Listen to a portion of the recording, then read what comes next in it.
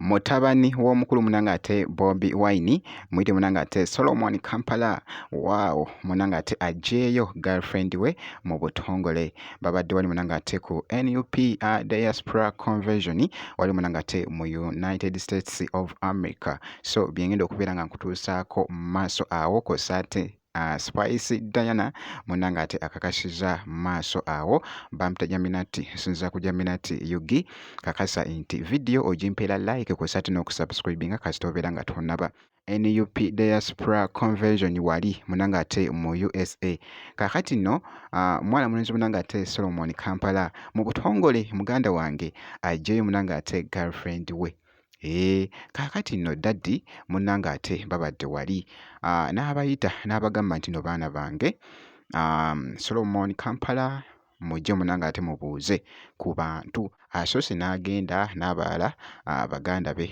nabo ne bajja n'agamba nti no nedda ne girlfriend wange siina muleka mabega. Come here, Solomon. Come here, Shadrach. Come here, Subi. Yeah.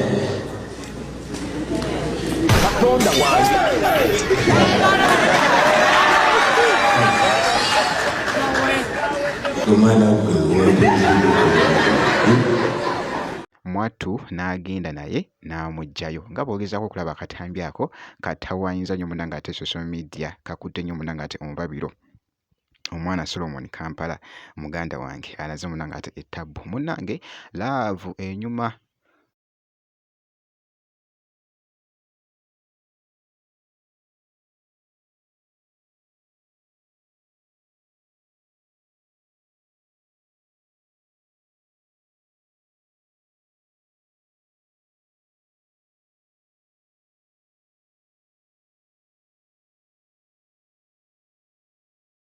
Enyuma okukamalako obumazi ate naddala nga munanga ate emyaka gyekyo muganda wange kabula asala so Solomon Kampala bw'atyo munanga ate bw'avuddeyo n'atulaga munanga ate girlfriend we mu butongole wali daddy n'amulabako ko wali maaso ku maaso nga bw'ogezaako munanga ate okulaba jjukira nti no nkugambye babadde munanga ate mu NUP diaspora convention eno nga bw'ogezaako okulaba ne bawaako ko ka speech Solomon Kampala bw'atyo.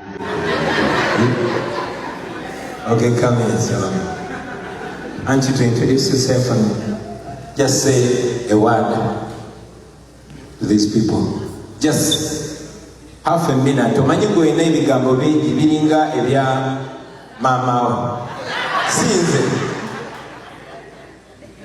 Please, Tata, if you can allow me to let Sui speak first and let my younger sibling speak first. Okay. Tata says, thank you so much everyone for coming.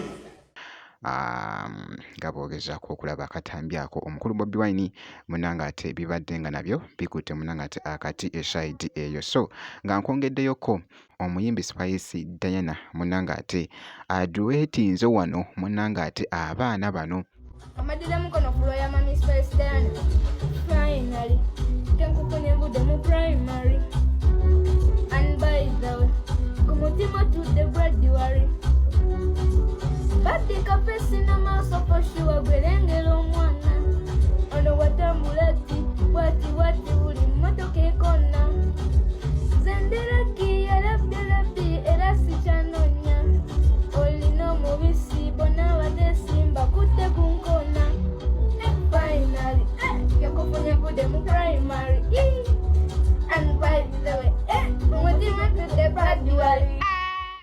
Abaana bano bamusanyusizza nnyo kubanga babadde bali mu kuyimba oluyimba lwe munanga ate olwa finally muganda wange bano abaana bamanyi oluyimba ebigambo babiyimbira ddala nga Spice Diana bwe yabiyimba avuddeyoko n'abadretinga wali munanga ate ku mukutu ogwa TikTok omuyimbi Spice Diana so bwenti munanga ate bwenkoze obutasuba munanga ate update yonna making sure nti no o subscribing